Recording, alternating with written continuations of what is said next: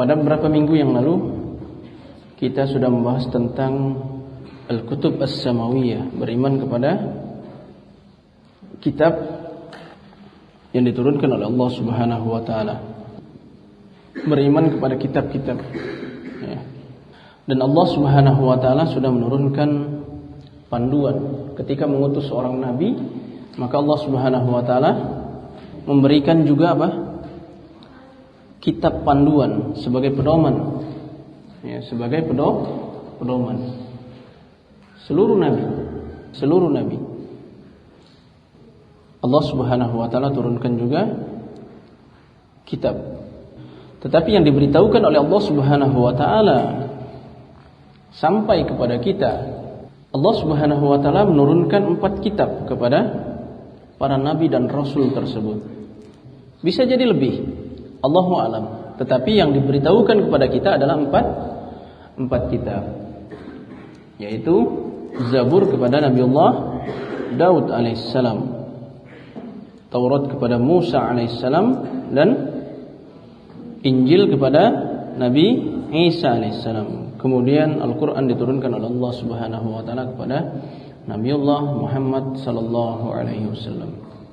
Dan Allah Subhanahu wa taala juga menurunkan suhuf, lembaran-lembaran kepada 2 nabi yang diberitahukan oleh Allah Subhanahu wa taala, yaitu suhuf Ibrahim wa Musa.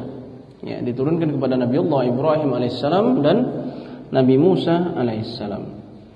Kewajiban kita adalah beriman kepada Allah Subhanahu wa taala, bahwa Allah Subhanahu wa taala sudah menurunkan kitab-kitab tersebut. Beriman bahwa kitab-kitab tersebut benar sudah diturunkan oleh Allah Subhanahu wa taala, at-tasdiq. Adapun masalah isinya, maka sudah terjadi at-tahrif, Fawailul lilladzina yaktubuna al-kitaba biaydihim thumma yaquluna hadza min 'indillah. Ya. Celakalah bagi orang-orang yang sudah menulis kitab-kitab Allah, kemudian berkata hadza, ini min 'indillah, dari sisi Allah Subhanahu wa taala. Allah Subhanahu wa taala berfirman, kana an-nas ummatan wahidah faba'atsallahu an-nabiyyin mubasysyirin wa munzirin wa anzala ma'ahumul kitab. Adalah manusia pada awalnya adalah ummatan wahidah, satu umat yang satu. Kemudian Allah Subhanahu wa taala utus para nabi mubasysyirin wa munzirin, ya, sebagai pemberi kabar baik dan kabar buruk, memberikan kabar gembira dan ancaman. Wa anzala ma'ahumul kitab. Kemudian Allah Subhanahu wa taala turunkan bersama mereka al-kitab bil haqqi yahkuma bainan nas, agar menjadi hukum bagi manusia fi makhtalafu fi, ya, terhadap apa yang mereka ikhtilafkan. Kemudian orang-orang yang tidak beriman dengan Al-Quran, maka dikatakan oleh Allah Subhanahu wa taala tidak beriman dengan seluruhnya, dengan kitab-kitab seluruhnya. Orang-orang yang mendustakan Rasulullah, berarti dia juga mendustakan para rasul sebelum Rasulullah sallallahu alaihi wasallam. Orang yang mendustakan Al-Quran, baik sebagian, seluruhnya, ataupun sedikit dari ayat-ayat yang ada, dia tidak percaya, tidak beriman, maka ya dia sudah mendustakan kitab-kitab terdahulu juga.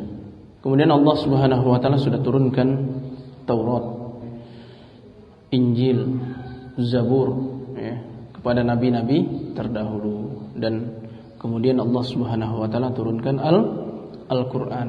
Baik. Ya. Sekarang kewajiban kita kepada Al-Quran. Apa kewajiban kita kepada Al-Quran? Kewajiban kita kepada Al-Quran, kita ketahui bahwa ada beberapa kewajiban kita kepada Al-Quran yang harus kita lakukan, karena merupakan panduan, merupakan pedoman bagi kita semua. Yang pertama, kewajiban kita kepada Al-Quran adalah ta'allumuhu. Ta'allumuhu. Belajar, ya, mempelajari Al-Quran, ini adalah kewajiban kita. Kewajiban kita sebagai seorang mukmin. Kemudian yang kedua adalah ta'limuhu. Kewajiban kita adalah mengajarkan Al-Qur'an. Maka Rasulullah katakan khairukum man ta'allama Al-Qur'an wa 'allamahu.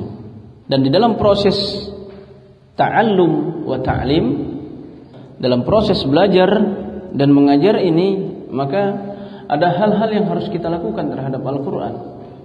Ada hal-hal yang harus kita lakukan. Yang pertama adalah tilawatuhu, membacanya. Kewajiban kita utama kepada Al-Qur'an ini adalah mempelajarinya sampai kepada akhir hayat kita, mempelajarinya. Begitu juga bagi kita adalah kewajiban kita mengajarkan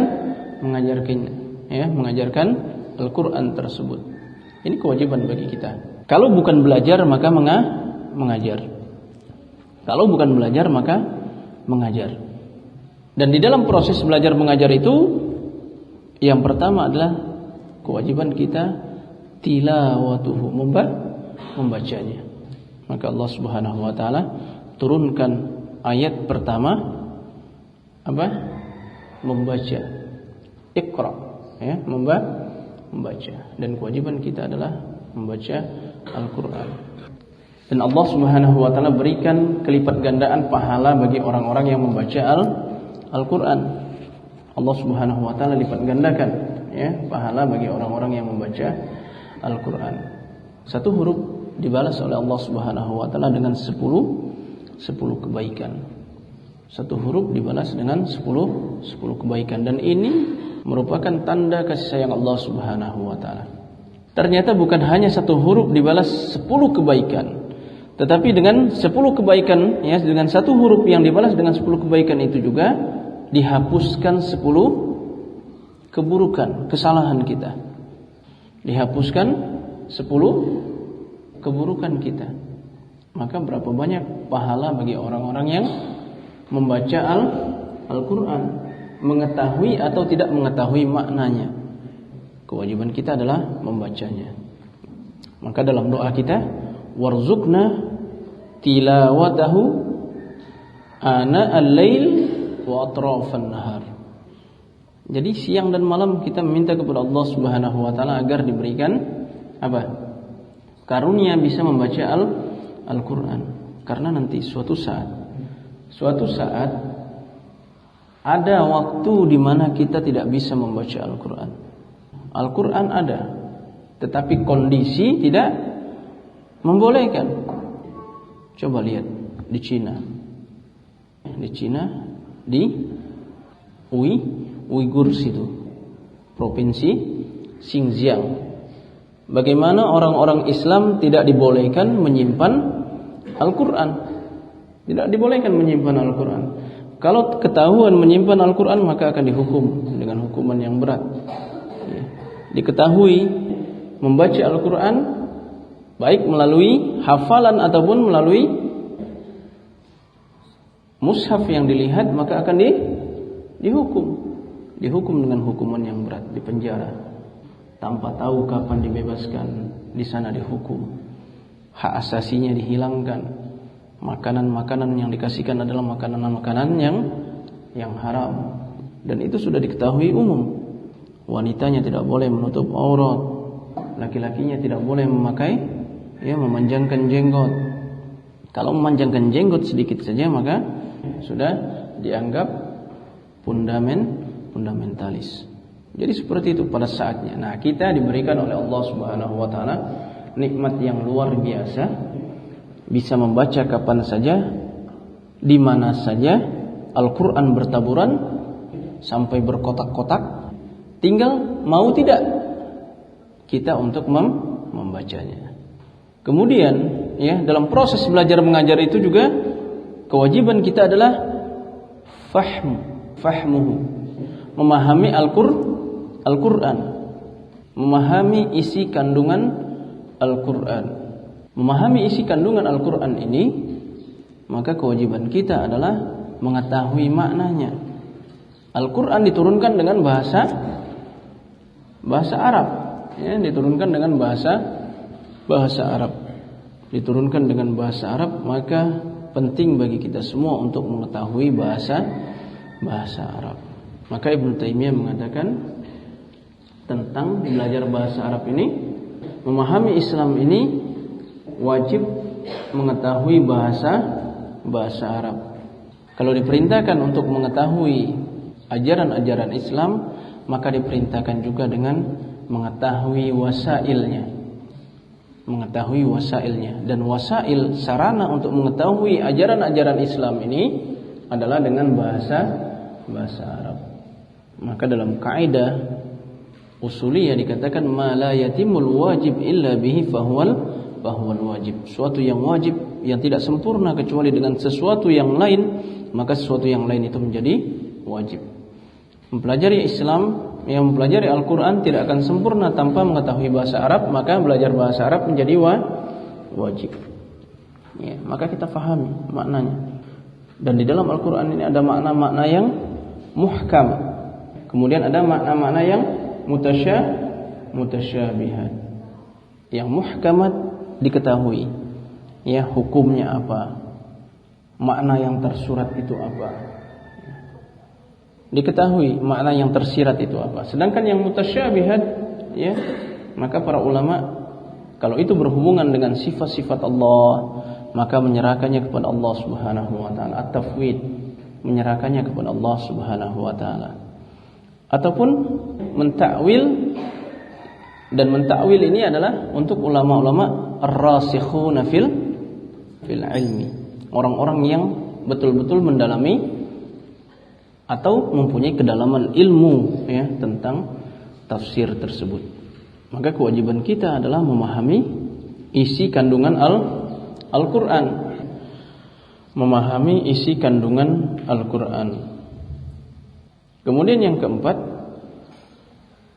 adalah taqbikuhu fil hayat, merealisasikan hukum-hukum yang ada di dalam Al-Quran di dalam kehidupan kita, merealisasikannya, menjadikan Al-Quran itu ada pada tingkah laku kita.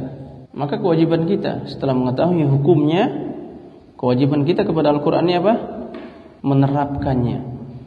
Menerapkannya di dalam kehidupan. Dan ini yang paling penting.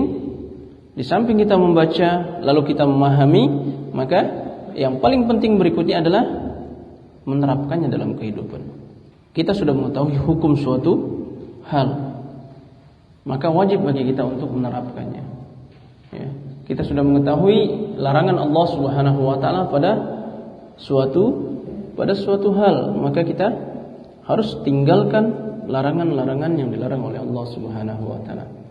Maka Allah Subhanahu wa taala katakan innal maisir, judi, kemudian apa?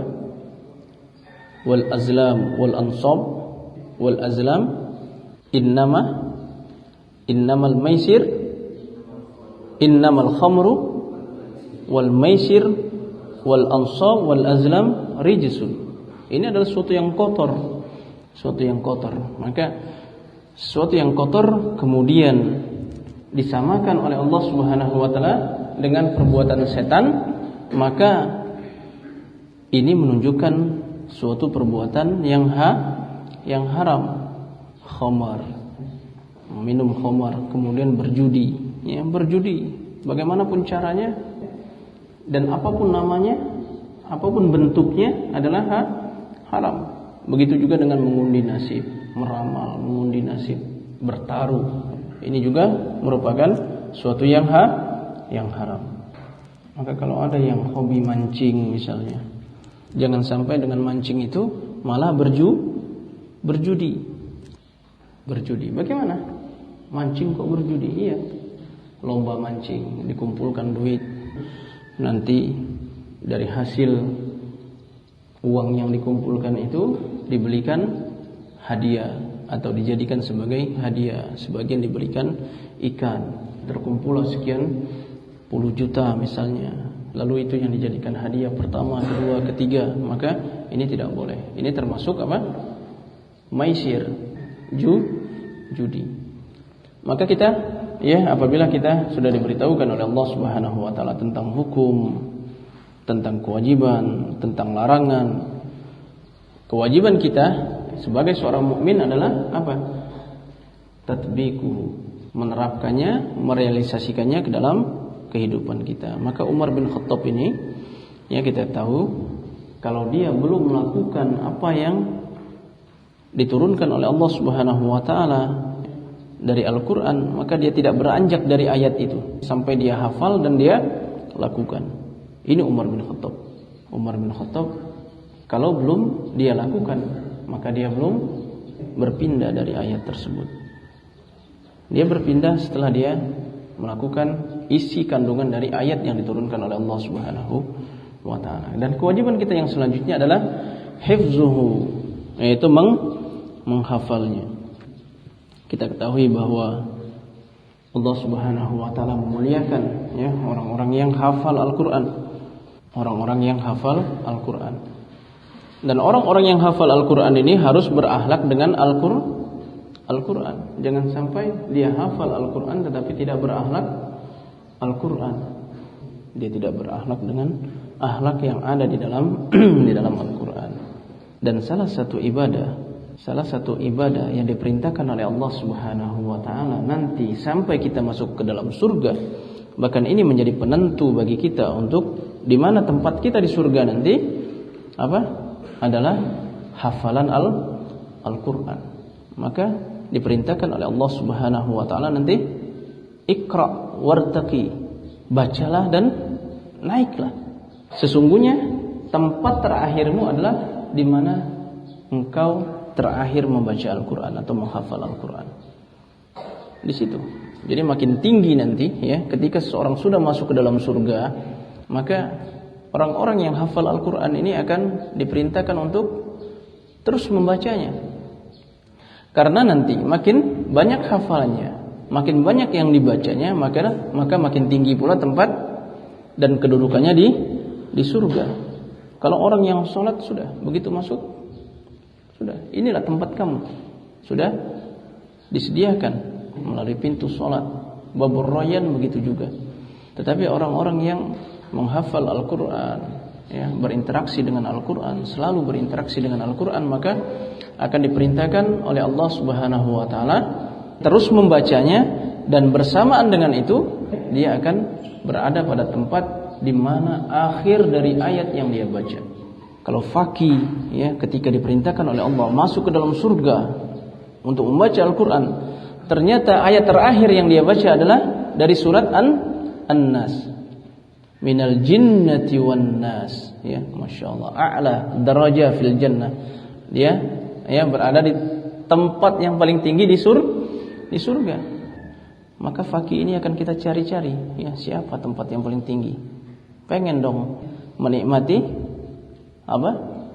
Nikmat-nikmat surga yang ada di tempat yang paling tinggi tersebut. Ternyata ketika kita berkunjung ke tempat sobirin yang ada di surga, tempat faqih ternyata lebih nikmat, mangganya lebih manis, warnanya lebih kuning keemas-emasan seperti itu. Nah, Iqra wartaqi. Jadi orang-orang yang menghafal Al-Qur'an inilah walaupun dia masuk ke dalam surga, masih diperintahkan oleh Allah untuk membaca Al-Qur'an sampai ke tempat yang paling tinggi sesuai dengan bacaan yang dia baca. Oleh sebab itu, kita sebagai seorang mukmin ini bukan hanya membaca Al-Qur'an saja, bukan hanya kita membacanya saja, bukan hanya memahaminya saja, bukan hanya menghafalkannya saja, tetapi yang terpenting adalah bagaimana kita menerapkan Al-Qur'an di dalam kehidupan kita. Nutabbiqul Qur'an fi hayatina, di dalam kehidupan kita, ya, menerapkan Al-Qur'an di dalam kehidupan kita. Maka jangan sampai 4 hal ini tidak kita lakukan di dalam proses belajar dan mengajar ini, yang dikatakan oleh Rasulullah bahwa sebaik-baik kalian adalah orang-orang yang belajar dan mengajarkan Al-Qur'an. Maka tilawatuhu, fahmuhu, hifzuhu, wa tatbiquhu, ya, ini adalah kewajiban kita terhadap Al-Qur'an. Kalau ada yang merasa sudah cukup dengan membacanya, Kalau ada yang merasa sudah cukup dengan hanya sekedar memahaminya atau menghafalkannya, maka salah. Karena yang utama sekali ya Al-Qur'an ini harus diterapkan ya, diterapkan di dalam kehidupan kita.